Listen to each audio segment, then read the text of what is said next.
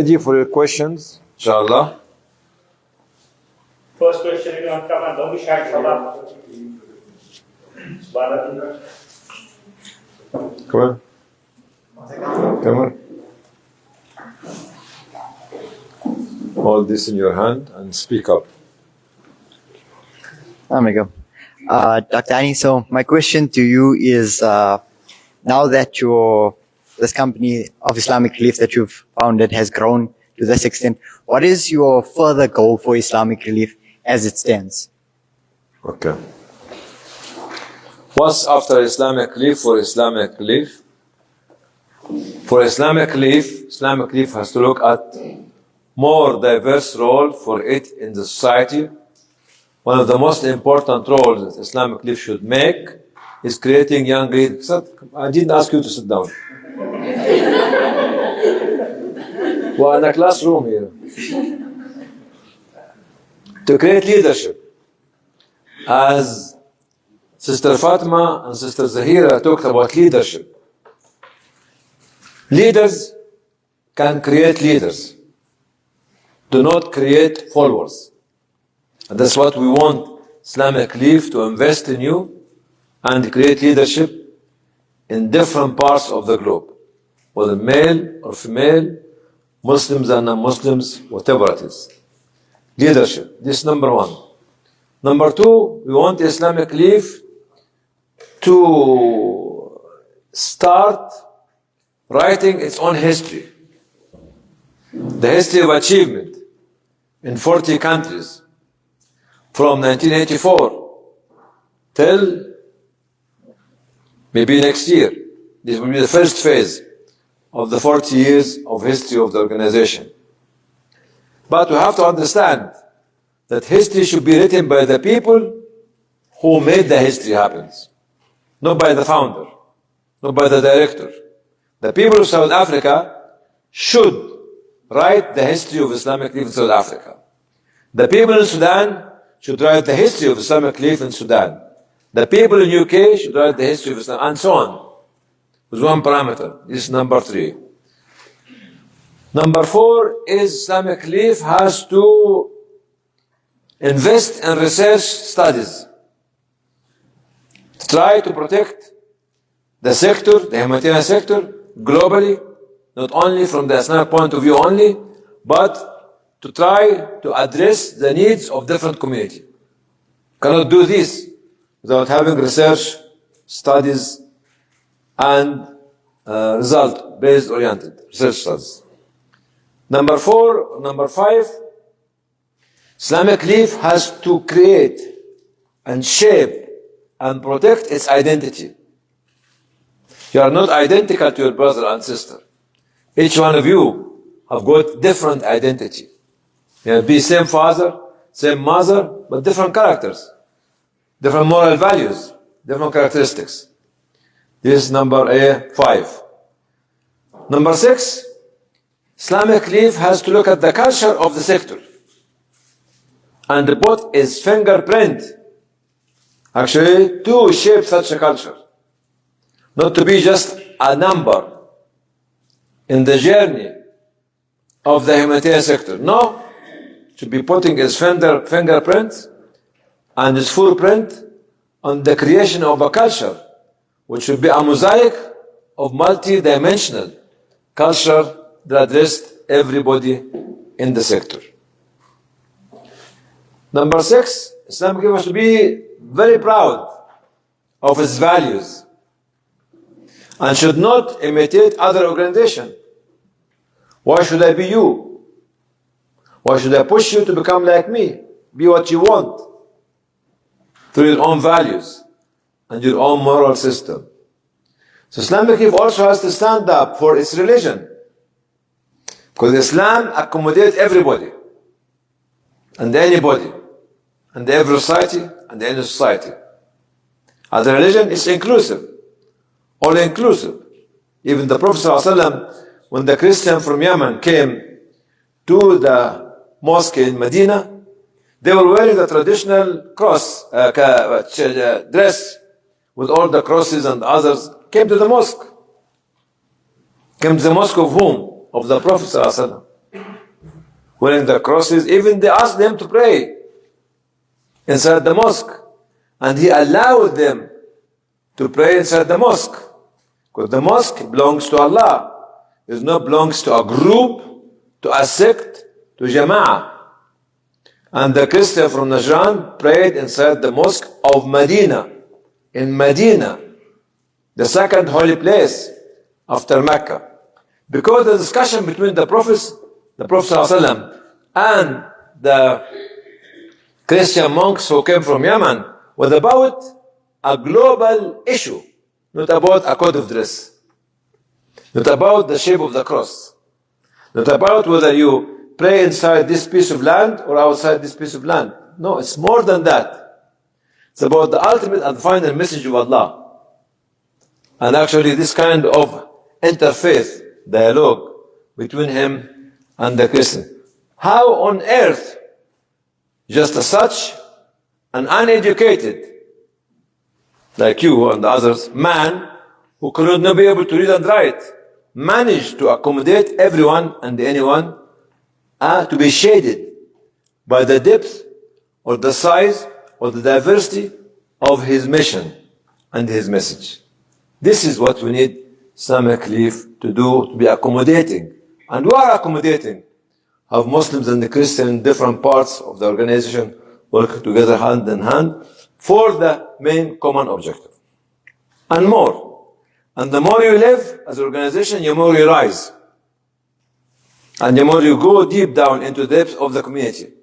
The more you bend your back and go deep down to the depths of the need of the community, the more your tree will be risen high in the sprawling skies of Allah. Thank you. Can I have a photograph with you? Can I have a photograph with him? Photo me, photo him.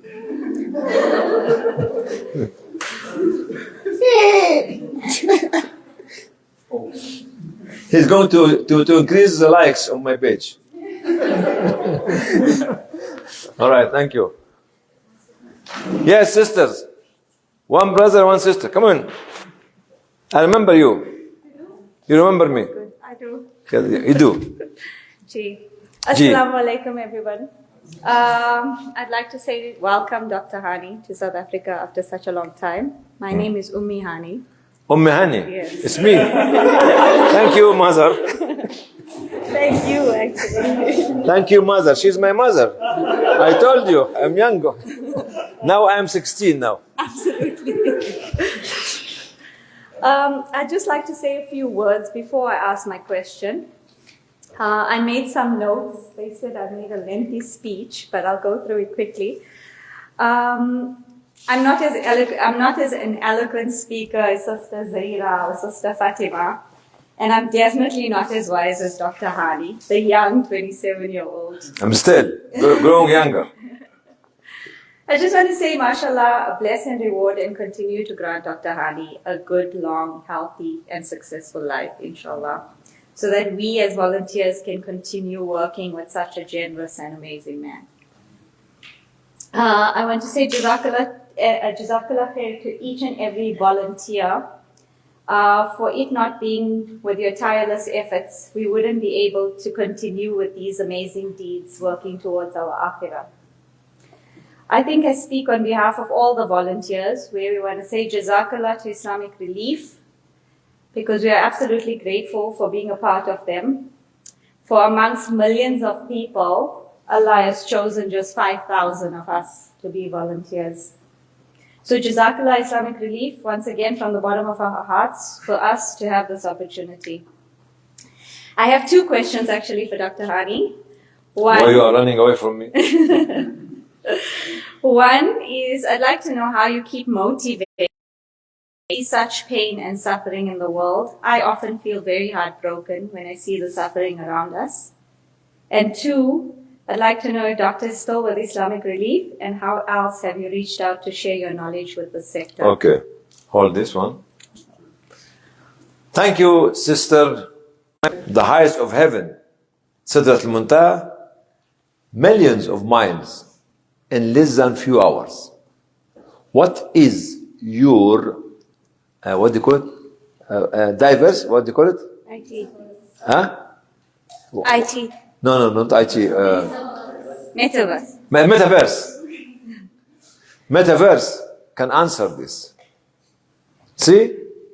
A knowledge which is the origin of all the knowledge, and the knowledge which is the part of some of the knowledge of the origin of the other knowledge. So in her house, the Prophet ﷺ was sleeping, and he went to all of this at a different speed, different time scales, to meet different people and see different world. And our metaverse cannot respond to that. Even our social or intelligence, what do you call it? Not emotional. What? Artificial intelligence cannot create a robot that can fly high to the seventh of the sky. Okay. What keeps me motivated is you, and you, and you, and you, and you, and you, and all of you. When we travel the world to see people like you who are more energetic than us when we were at your age, this makes me motivated. What keeps me motivated is when we see that we have no resources, but we still can function, can become productive, can become motivated, can stand to do as much as we can. Even this much could be very little. As I was explaining to the brothers over the last, between February and May, two major calamities affecting three countries. First, the earthquake in Turkey and Syria. Second, the conflict between the military and the other groups in Sudan, which is affecting the life of thousands and millions of people.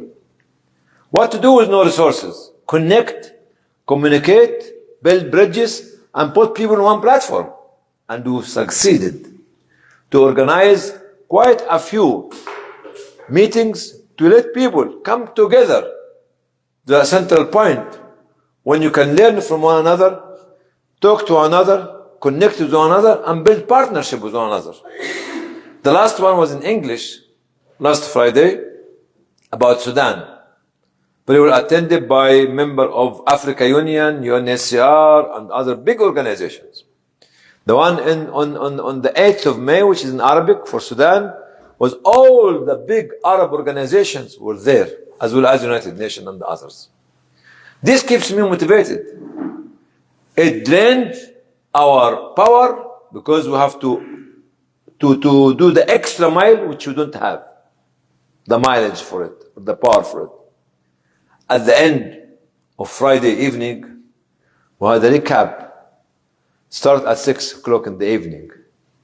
The team and myself, after 5 minutes, you know what they found on the Zoom? They found me sleeping. Because I was drained. And I was sleeping for an hour in a very cold room after 3-4 hours discussion. When I woke up, I couldn't be able to walk because of the cold.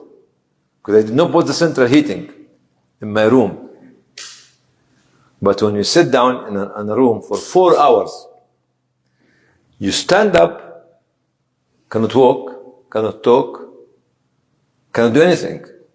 Even I went underneath the blanket, what was the thick one? The quilt, what do you call it? The thick ones.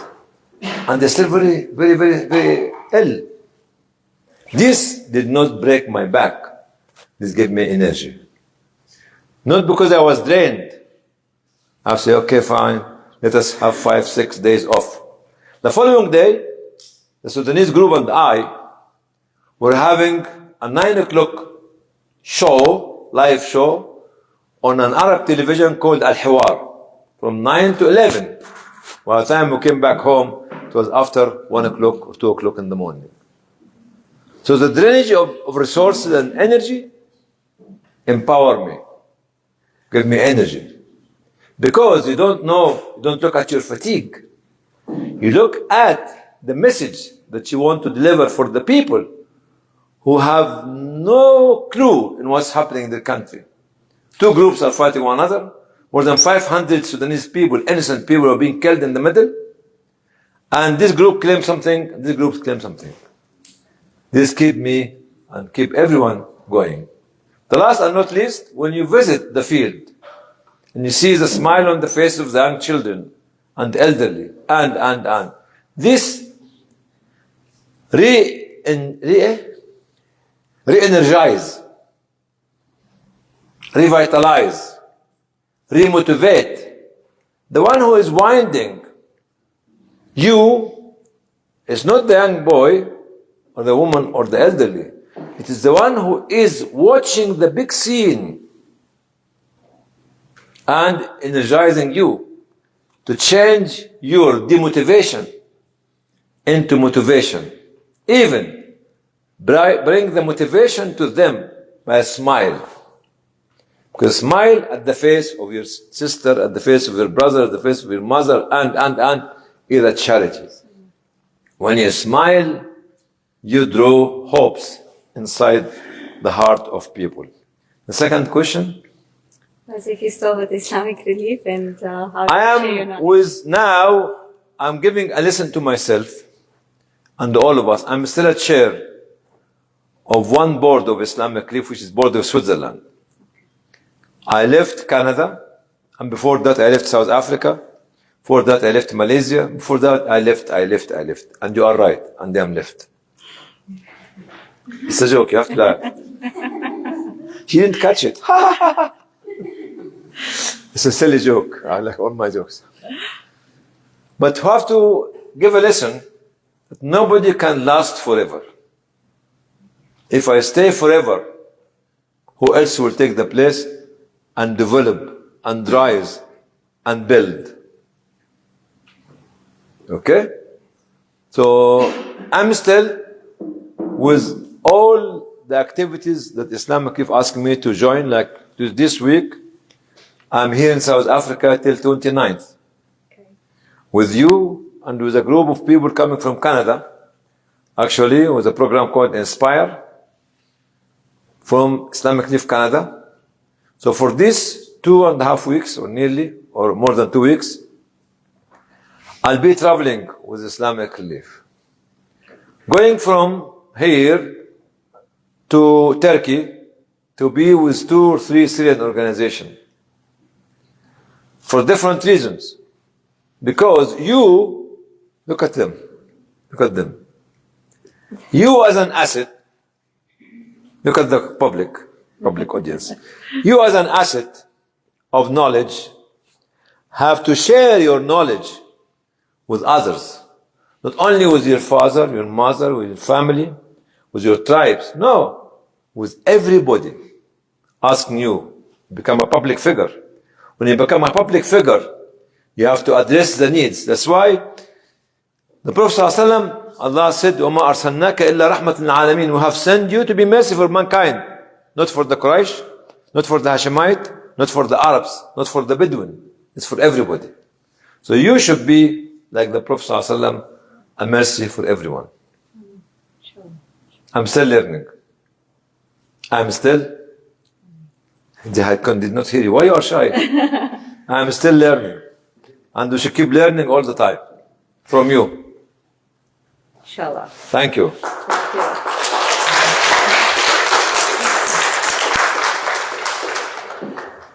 you. Question to say? Assalamu alaikum. Doctor, was there ever a time during your journey when you thought of giving up, perhaps because of not seeing a good impact in your work, like in your early days? Thank you. In 1989, I left UK because I wanted to become a farmer. I left even my study in the medical field, in my Doctor of Medicine, because I'm very, very fond of farming. I'm very fond of raising animals, despite the fact I've been born to a family all the time, lived in Cairo, in a big city. Have no relationship with the countryside. But this is genetically in my heart up till now. Because I believe that the bedrock of economy is agriculture and the agricultural industry. Whoever tells you something else, tell him get lost. Agriculture is the bedrock of economy, the bedrock of industry. It's the bedrock of independence, of having your own independent political decision. And after staying 3 months in Egypt to find a farm and to quit Islamic Relief and to quit my medical degree, I failed. As I told you, I'm always a failure. One of my brothers was wiser than myself, said, okay, fam, Hany, go back and come to us with a PhD or with a doctor's degree. We can call you Mr. Dr. Farmer. And I came back in 1989. I was not running away from Islamic Relief, by the way, or from the degree, but I was trying to fulfill my desire. I came back and I carried on with my colleagues to build the rest of the journey of Islamic Relief. And this was the only time which I decided to leave UK and want to become a farmer, because I love farming more than medicine. Thank you.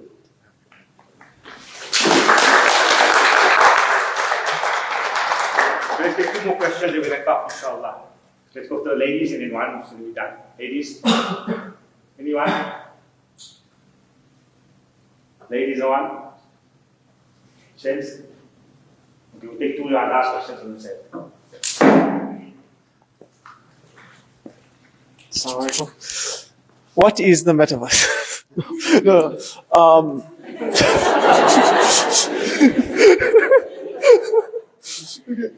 In your A man with a beard is not allowed to laugh. He's always allowed to cry. Cry. Cry. Okay, in your 27 years of living, what is the most difficult thing that you've been through? The most difficult thing that you've ever had to do? All right. The most difficult part of my journey is the part of no return back home. The journey from Cairo to London in November 1977. I felt that this is my last journey. I'm not going to come back home to where my family, my friends, my relatives, my upbringing. I felt it in the airplane, in the 3.5 hours journey between Cairo and London, that this journey is taking me out and not bringing me back. I did not understand it at that time, but I was in tears over this 3.5 hours. And it really happened.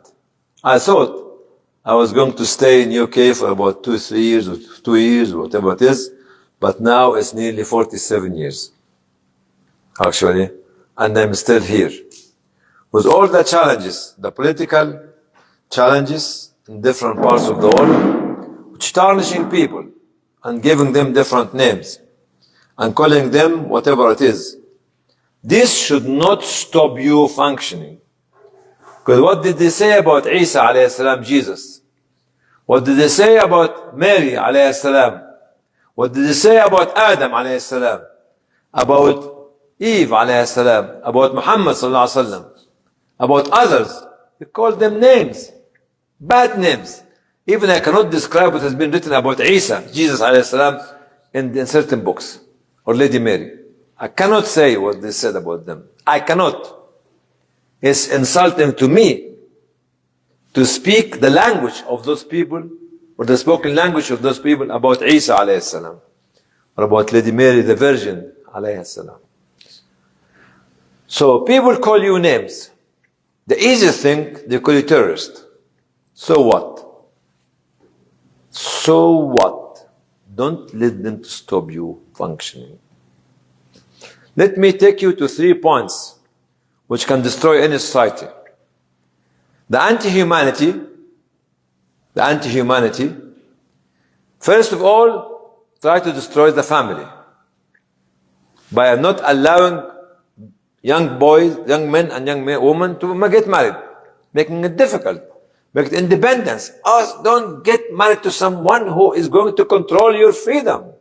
Oh, myself, oh my God, I don't want some woman to come and nag on me all the day. Stupid teaching.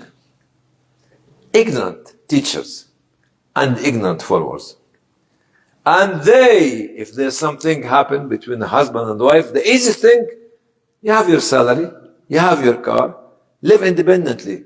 This is the most joyful day of whom? Of the devil. So, the first step of destroying a society is destroying a family. The second step in destroying a society is destroying the education system and making every citizen ignorant, uneducated. Because it's easy to rule uneducated people. Difficult to argue for reasoning with educated people. Second point is to find most of the backward countries how good the education system is down. The last and not least is to destroy the icons or the role models of society. In the history, the people who liberated your country are icons for you, are role models. But say, no, they are. And they change the history. Keep changing the history. And you discover that they have changed the history hundreds of years later on. So don't allow the anti-humanity, or as the Christian brother says, the antichrist, to destroy the family, to destroy the education system, and to destroy the icons and role model of the society.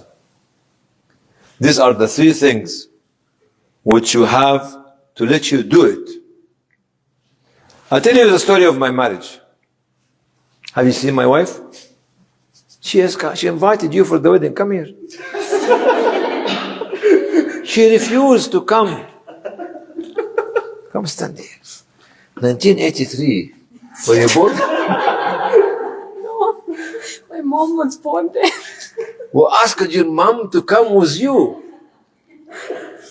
But she didn't. Sorry. Go to your mother, tell him, why didn't you attend the wedding of Hany and Yusriya? My wife called Yusriya from Ease.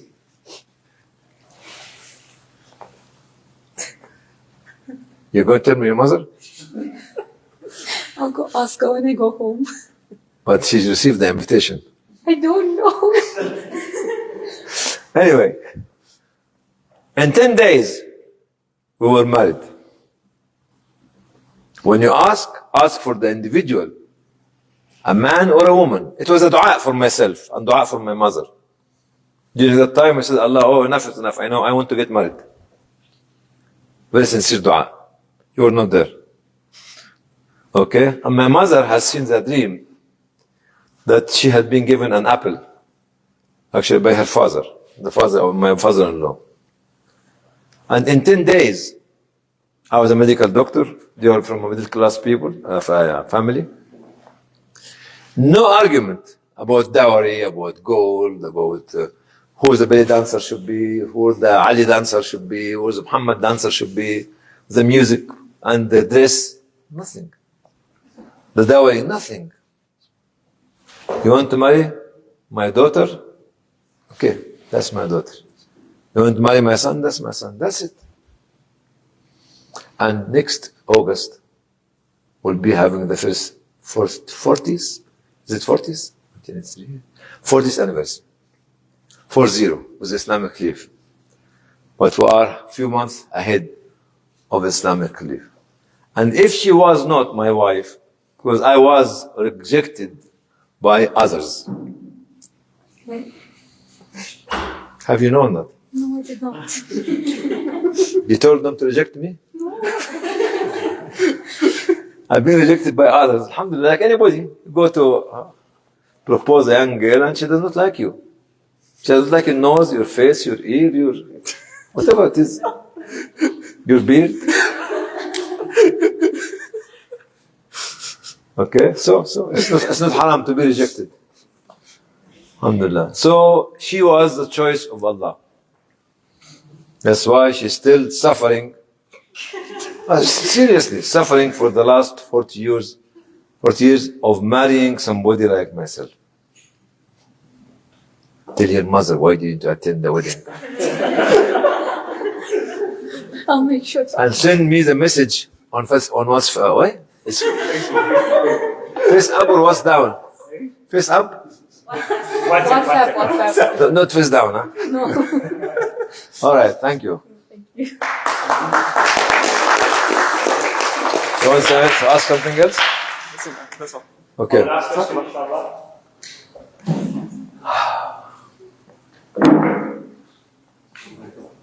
Alaikum salam. You look like me. Do I? Yeah. That's a compliment. For me.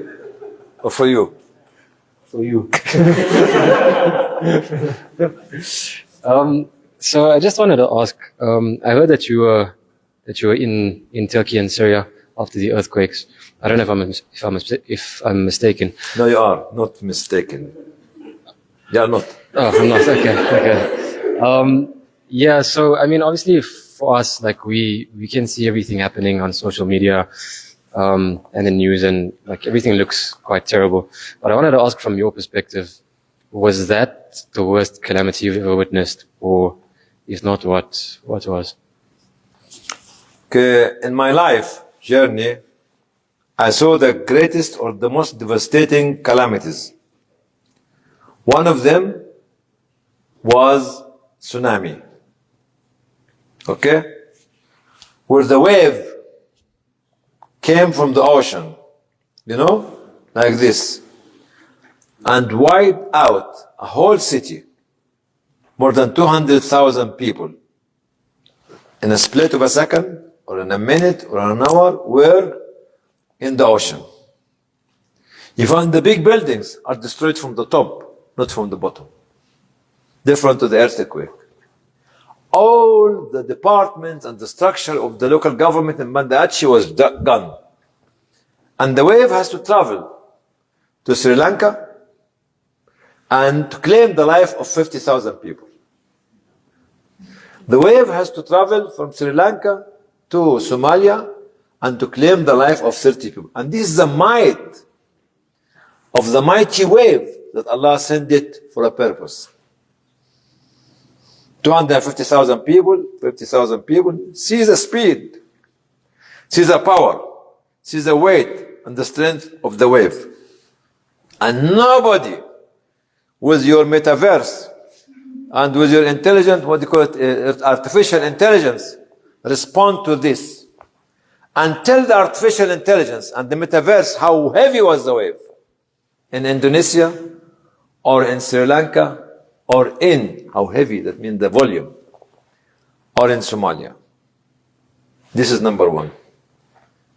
The earthquake in Syria and Turkey on the 6th of February shocked everybody. I visited Antakya, which is the capital of Hatay. I used to go to Antakya for many, many workshops. I got a lot of friends. I lost one of them. Her name was, may Allah bless her soul. She was a very powerful woman. I loved her very much because of her strength and her commitment. Raifa. Raifa comes from Rafa. Rafa comes from caring and looking after. But she went with the earthquake to Allah subhanahu wa ta'ala.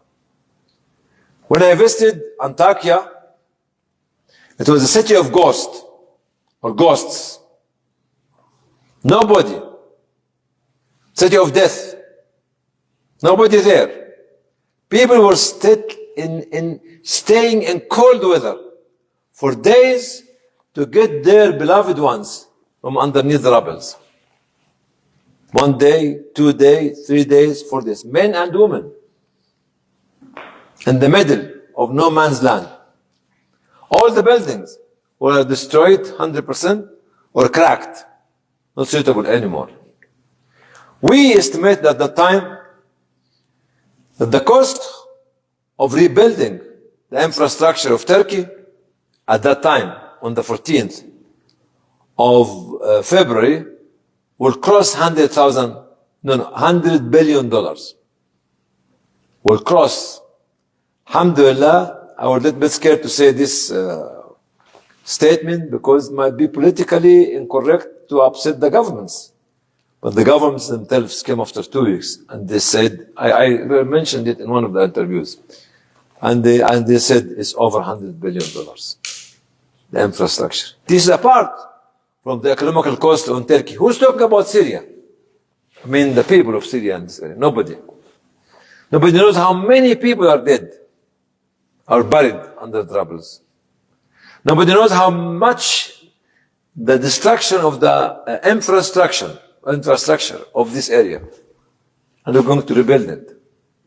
Even when European Union organized two meetings, one meeting for fundraising for Turkey and for Syria, they raised a pledge of $7 billion, €7 billion for Turkey. Okay, fine. We know that the government of Turkey will spend it if they receive the money. And they raised a pledge of €3.2 billion for Syria. But who's going to spend it in Syria? Which government? Which localities? You got there. And this is what we have seen. Between these two calamities, I think nothing else can stand up. Tsunami first, and the earthquake in Syria and Turkey. And the earthquake in Turkey affected 11 provinces or districts. You understand? And this is here, you said that a shake in the land can bring the life in 56 seconds. 56 seconds was the difference between the lives, the hopes and dreams of the people, and the death and the dashing of the dream of every and anyone in the area. People are planning to get married, to travel, to make investment, but they're not there anymore. People were extremely rich, but they lost everything. This is actually what we learn from both calamities. Thank you.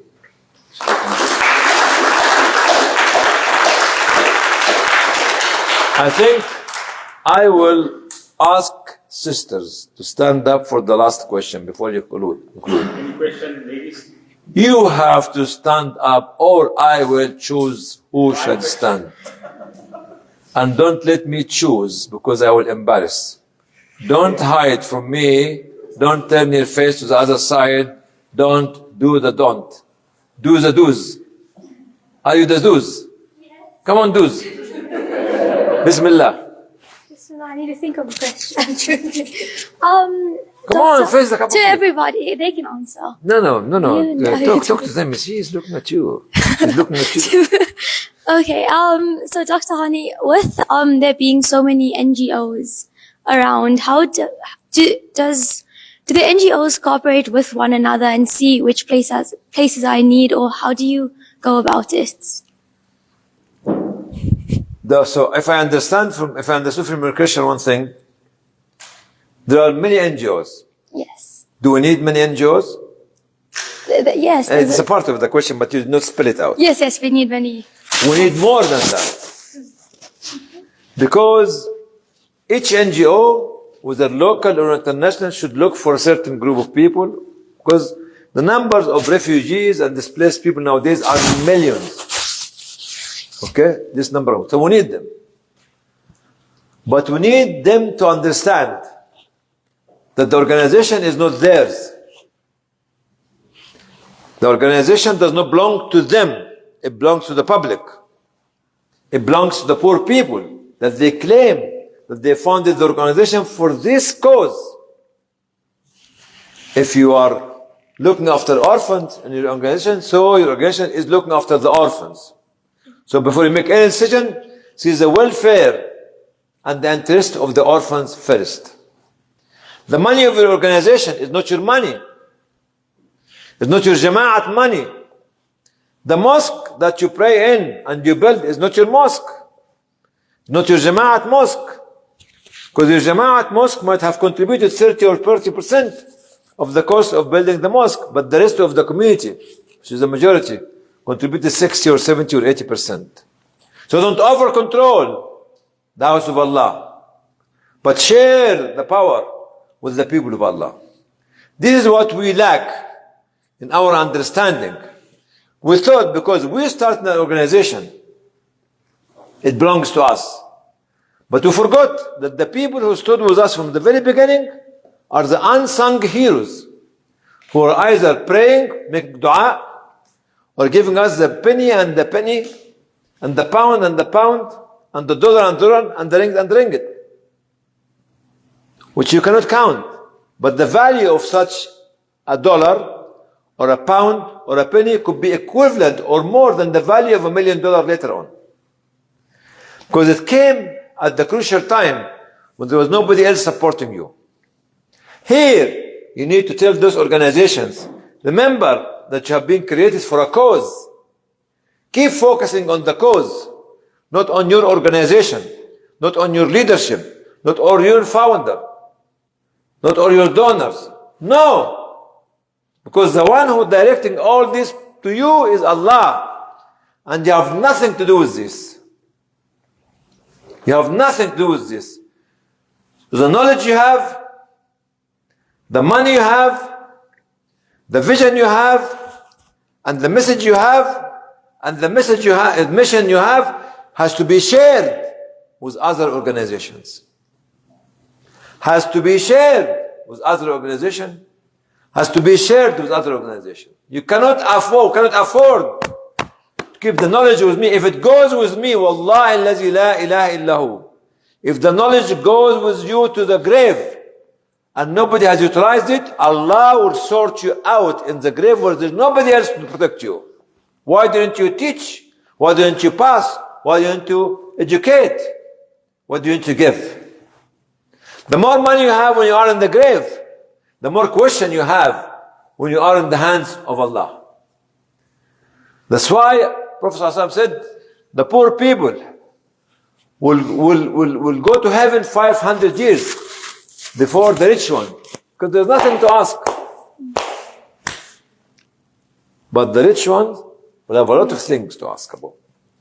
So here, let the organization and the people who run the organization to come out from their ivory towers, or Cocoon Island. In Cuckoo Island or Cocoon Island? Cuckoo Island, huh? Cuckoo. Are you Cuckoo? You know, even they went to the Cuckoo Island. What's your name? Diana. Ah, the Lady Diana. Yes. The wife of Charles. You are not her. No. Different. You sure? Okay. You know, they went to Cuckoo Island. They didn't find the cuckoo. There was no cuckoo there. It's gone. But they're still living on a Cuckoo Island. When the cuckoo, the bird themselves, is not there. So tell those people who are living on a Cuckoo Island, in Ivory Coast, come down, babies. Come down, men and women. Hey, who are you? Who are you? Your money, your salary, your per diem, the allowance for your children, your food is paid by those people. The orphans and the widows and the displaced and the refugees. Hey, don't forget that all the money in your pocket while you are living a more comfortable life is my money as an orphan, my money as a widow, my money as a refugee, my money as a poor man, as a sick man, and the elderly man. Use it wisely. I will not deny the facilities to be provided to you, but at the same time, you do not deprive me from the facility of the simple life that I want to live in dignity. This is what you need to tell them. And you need to tell them the last point, Connection is protection. What do I mean by connection is protection? If you connect, you protect. Who is the first one to be protected is you. Because once you connect with others, your knowledge, your experience, you'll be saved from being asked by Allah subhanahu wa ta'ala. Connection is protection. Remember this. Tag Hashit. Tag Hashit. Where's she coming from? Tag Hashit. Yes. Tag Hashit. Yes. What do I mean? I don't know what you mean. This is English that the English people cannot understand and cannot stand for. This is our added value. I'll conclude with saying one word. And I will challenge you if you understand it. Okay. Say yes. Creationism. Okay. Say it. I will challenge. No, say it. Say it. What? Oh, challenge. Creationism. No, I can't. This is English. No. It is English. Wallahi al-Azim, it's English. Wallahi al-Azim, it's English. Different English. Shakespeare. Not Shakespeare. I am Hany Beer. I am Hany Beer. Who is Shakespeare?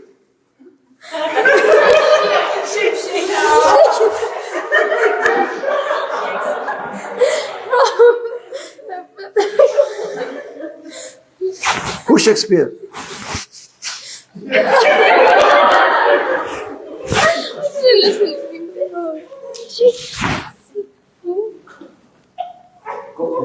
Come here. Oh no. Okay, Shakespeare. No. No more Shakespeare. Who's Shakespeare? Shakespeare. Very, very good answer. Shakespeare. So, who? Who's Cook? Cook Island. Are you on Cook Island? Cook Island. Cook Island? Are you? Huh? What about it? What about it? Who's more confused? Are you more confused? Yeah. Alhamdulillah. You know, I succeeded to confuse you and her. And this is the way you confuse the young people. So you'll be able to stand for any confusing challenges in the future. If you are not confused now, you're going to stand for it later on. Creationism. Anybody knows how to say it or what does it mean before we go public? Be viral. Creationism. Creationity, creationitarian, creationism.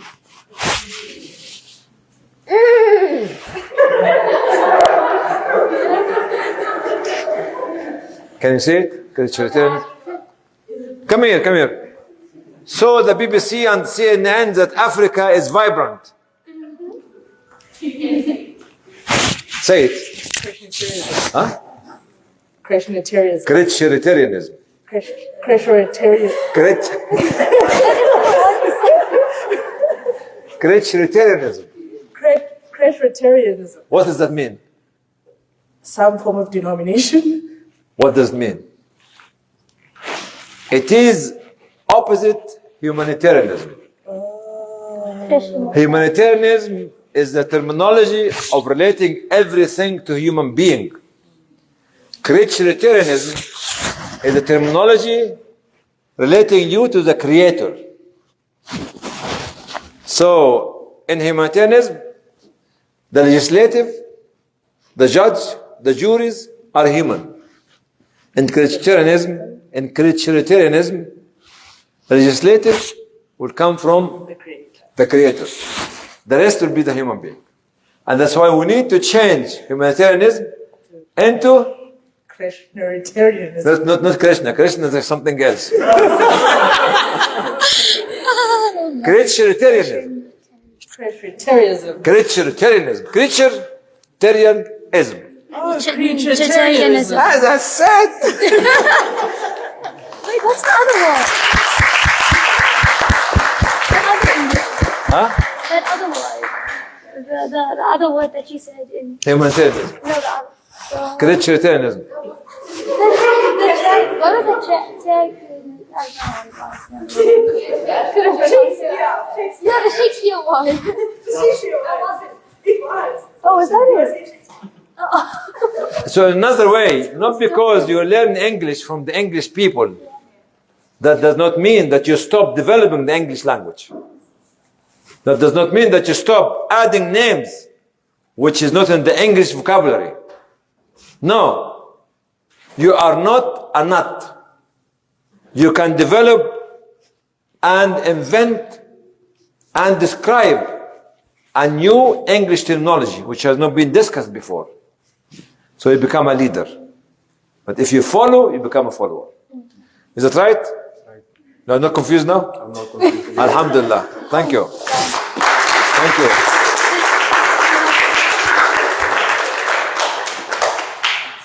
Jazakallah.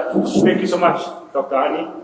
Everyone, and I think we heard Dr. Hany speak, and there's no one that can inspire us more than Dr. Hany. So a round of applause to Dr. Hany.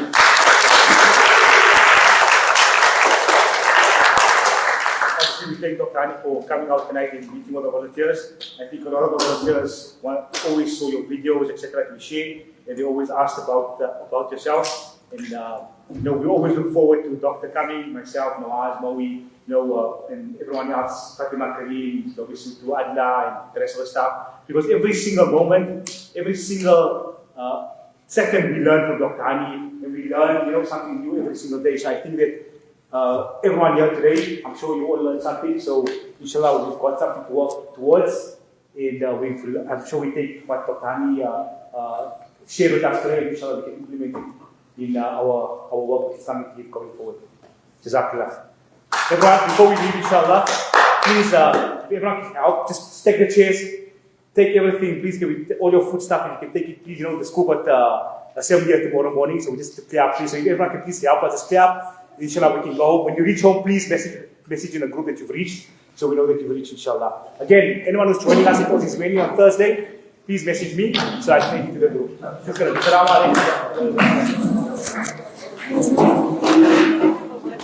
So my life's journey has brought me to a place where I believe my biggest dream and goal is to follow philanthropy. And I've been in business before,